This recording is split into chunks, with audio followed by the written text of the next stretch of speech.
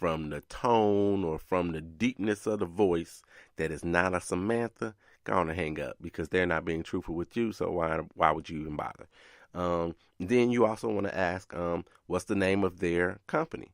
You can ask them where did they get the information from, or your telephone number, whatever it is, and then you can ask them like when did the start date or the original date of the debt come into place. You ask them those things. Some of those questions they won't be able to answer, and they may try to divert you somewhere else. But you ask the questions if you're going to be one of those sweet people that are actually going to entertain them.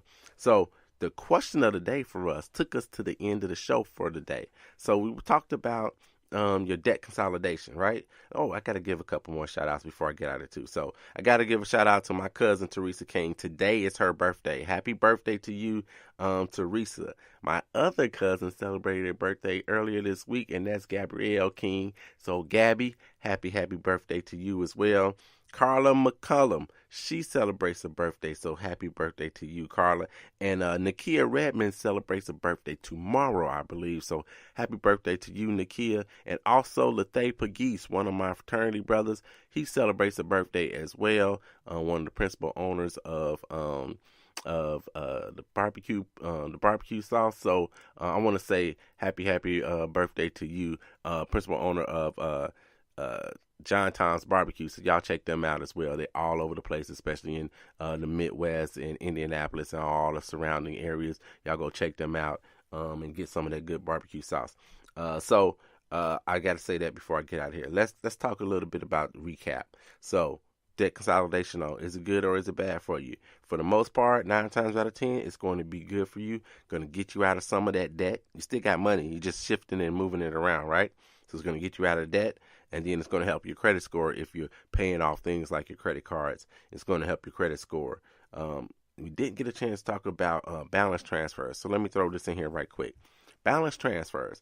I like balance transfers personally. I do them often if I can get the zero. If I can get the 0% balance transfer, and now they're offering for like 18 months and 22 months zero balance transfer, I like them.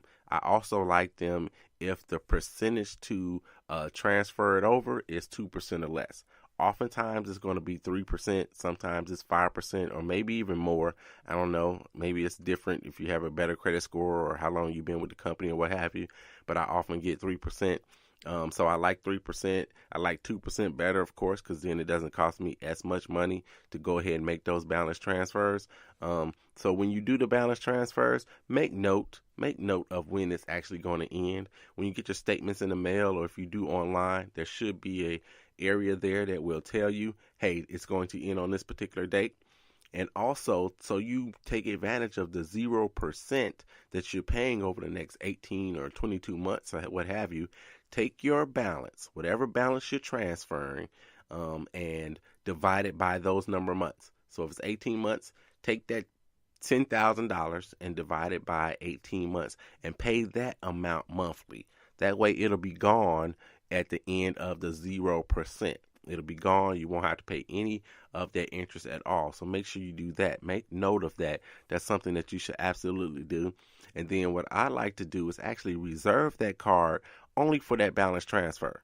I don't use that card again. Hopefully it doesn't have a balance already. I don't want any of that money being convoluted, and then it's showing that I didn't pay all that money off in that particular time frame. So if I have a balance transfer, I'm not going to use that card for any additional purchases.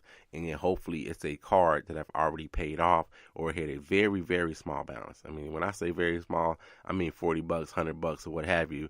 And so typically what I do is I'll pay that $100 off, and then I'll do my balance transfer. So it has a zero balance, and there's no question at all about what's being paid, what is going to, and what have you, and how much interest you might have to pay at the end. So balance transfers are another option for you too after the holidays and you've had some bills to pay. So that's the show for today. Thank you again for coming in, listening to the 800 Credit Score Man show. I want you to share the show. Go ahead and make some comments wherever you listen to it at. I mentioned a couple of comments today. So please do that. Make some comments to the show. Engage. I appreciate it. And if you got questions, please send them to me. 800creditscoreman@gmail.com. Now, I have always, I have never actually given my number out for you to contact me. Part of that is because I give my number out and people call me right away. I'm on the air.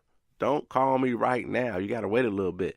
All right. So look, I'm going to give my number out, end of the show, and this is also the test to see if you stay to the end of the show. So my number, you're going to dial me at 312-600-5855 if you want to contact me, the 800 Credit Score Man. So you do that. You send me a text message there too if you like. So again, that's 312-600-5855, the 800 Credit Score Man. So you know what I got to do before I get out of here?